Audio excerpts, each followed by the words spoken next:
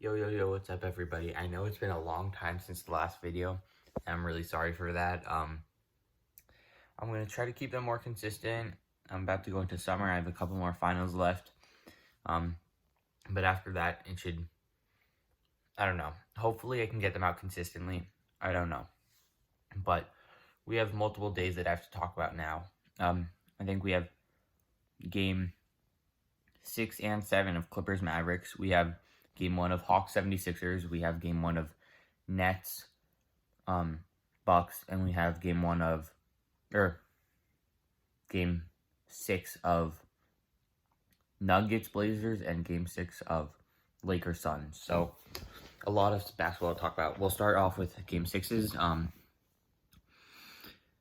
Suns won. That was partially because of Anthony Davis getting hurt, majority of it. Chris Paul is looking healthy, so that's good.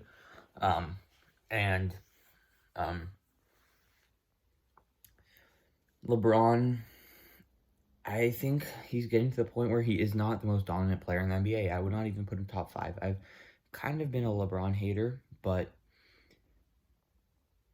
I think I've always respected him, but now is the point. I still respect him. I just think he's really starting to decline. So it'll be interesting what the Lakers do. Now, the real question here is, looking back, would you trade Brandon Ingram, D'Angelo Russell, Lonzo Ball, all these players, Josh Hart, all these players for one ring? Is it worth one ring?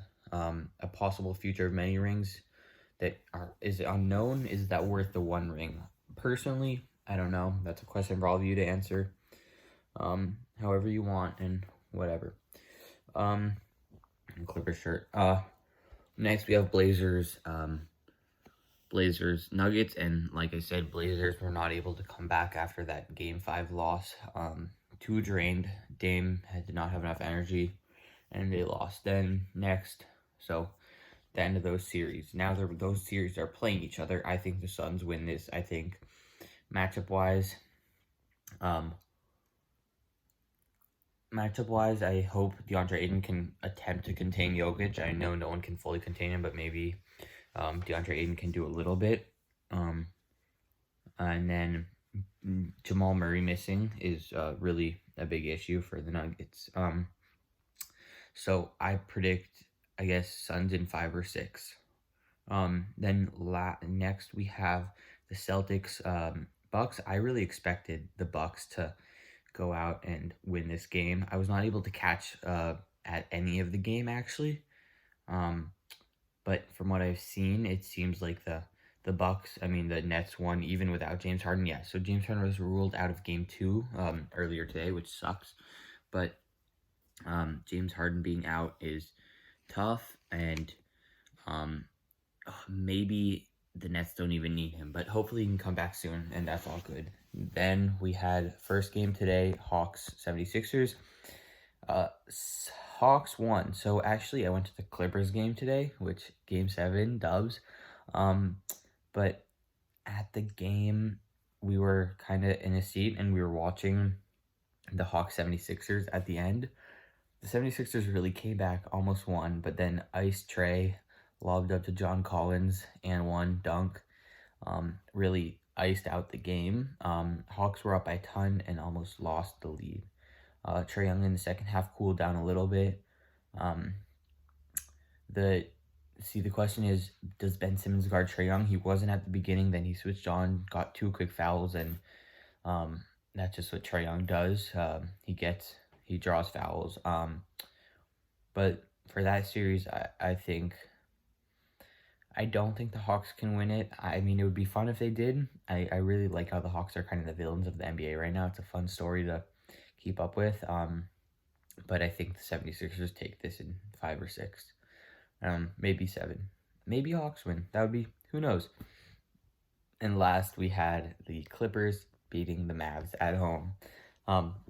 The previous 6 games all had the road team win. But this game, the Clippers fans were really in it. So I was at the game. Luka, magic. Watching him in person, there were some step back threes. When he shoots it, like, you know it's going in. It's crazy.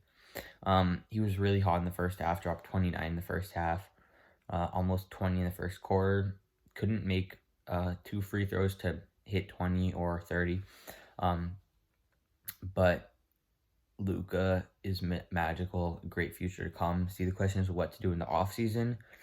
They thought getting Porzingis was going to give them a 1-2 punch that would help them win championship, but it has not. I think Luka needs a defender and a rebounder, someone maybe Scottie Pippen, like, I don't know, but he needs some help because he's amazing. The question about Tim Hardaway Jr., I think they need to keep him. He's very important 3-and-D guy for this team. The Clippers, on the other hand, the Mavericks made basically, I don't know, about maybe more, maybe the same, maybe a tiny bit less amount of field goals as the Clippers, but the Clippers still won by a lot. So the Clippers free throw shooting has been incredible. I think they went 100% today, as well as their 3-point shooting, which was incredible. Also, Kawhi Leonard is putting up unstoppable numbers, turning into a robot, going crazy. And the rest of the Clippers were pretty even. Everyone basically dropped over 10 points. Reggie Jackson had 2 clutch threes. Marcus Morris Sr. hit the dagger.